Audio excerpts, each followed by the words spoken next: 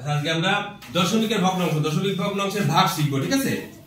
দশমিক ভগ্নাংশের ভাগ আমরা একটা পূর্ণ সংখ্যাকে একটা পূর্ণ সংখ্যাতে কেমন ভাবে ভাগ করতে সেটা আগে দেখব, তারপর একটা দশমিক ভগ্নাংশকে কিভাবে পূর্ণ সংখ্যা দিয়ে ভাগ করতে এটা দেখব। তো প্রথমে আমরা পূর্ণ সংখ্যাকে পূর্ণ সংখ্যা দিয়ে ভাগ। আমরা অনেক সময় দেখেছি যে বড় সংখ্যাকে ছোট সংখ্যা দিয়ে ভাগ করতে, কিন্তু দশমিক ভগ্নাংশের ক্ষেত্রে ছোট সংখ্যাকে বড় সংখ্যা দিয়ে ভাগ করা যায়। যেমন মনে করো 5 কে ভাগ করব 8 দিয়ে, আমরা কিভাবে ভাগটা করি? হ্যাঁ, তো প্রথমে চিন্তা করব 8 5 এর ভিতর যায় কিনা। যখন দেখবো 8 5 এর ভিতর যায় না, অর্থাৎ 8 এর থেকে 5 ছোট, তাহলে যাবে না, না গেলে শূন্য বাদ যায়, এখানে শূন্য দিয়ে এই দিব, ঠিক আছে? এরপর বিয়োগ করব, বিয়োগ করে কত থাকলো? 5 5 না, বিয়োগ করলে 5 থাকলো। এরপর ভাগটাকে চালিয়ে যাওয়ার জন্য আমাকে এখানে দশমিক দিয়ে এখানে একটা দশমিক শূন্য দিব। 5 এর পরে দশমিক দিয়ে যতগুলো শূন্য দাও না কেন, 1 এর পরে দশমিক দিয়ে যতগুলো শূন্য দাও মান একই। যদি 5 এর পরে দশমিক দিয়ে যত শূন্যই দাও মান 5ই থাকবে। তাহলে আমি এই দশমিক দিয়ে শূন্য আনতে পারি। ভাগটাকে চালিয়ে যাওয়ার জন্য আমি শূন্যটা নিয়েছিলাম। এবার আমি কি করব, যখন দশমিককে ক্রস করে কোনো অঙ্ক কাটবো তখন একটা দশমিক উত্তরে দিয়ে দেব, ভাগফলে দশমিক একটা দিব। এবার এই শূন্যটা কেটে এই নিচে নামালাম, ঠিক আছে? এবার চিন্তা করব 8 50 এর ভিতর কত বাদ যায়? কত বাদ যায়?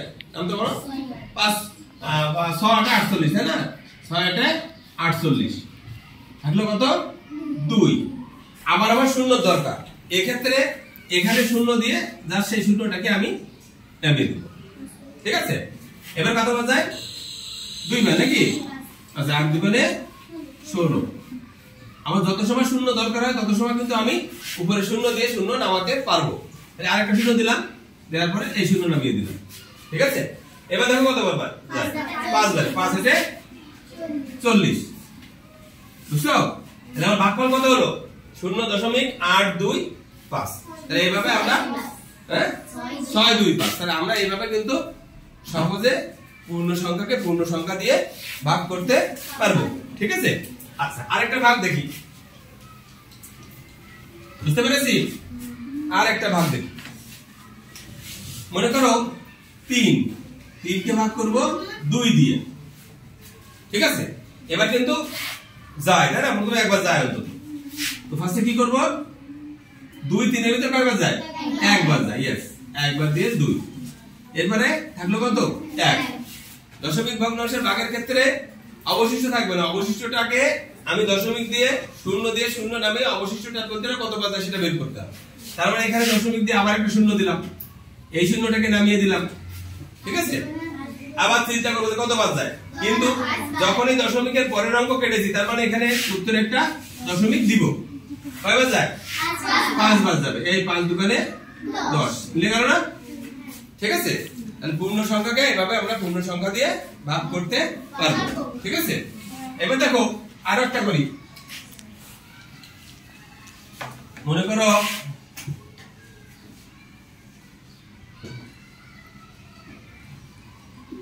9, একে ভাগ করব 4 দিয়ে।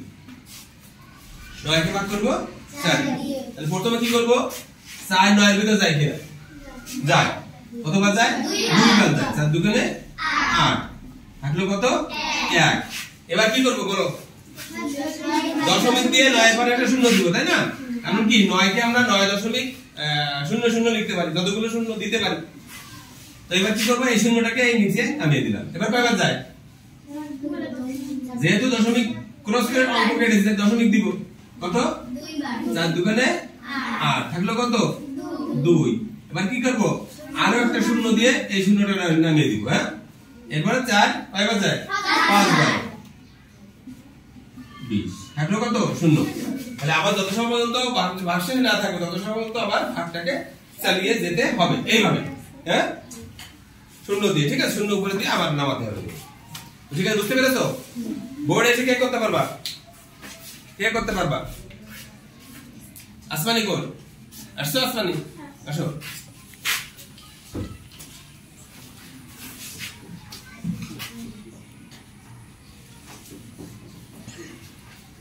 আজকে 2 দিয়ে ভাগ করো, ভালো করে ধরো, কলম ভালো করে ধরো। কয়বার যায়? 2 বার। 2 দুগুণে 4 1 দশমিক দিয়ে 0 ভেরি গুড এবার হ্যাঁ 5 দুগুণে 10 গুড তাহলে এইভাবে আমরা তাহলে দিই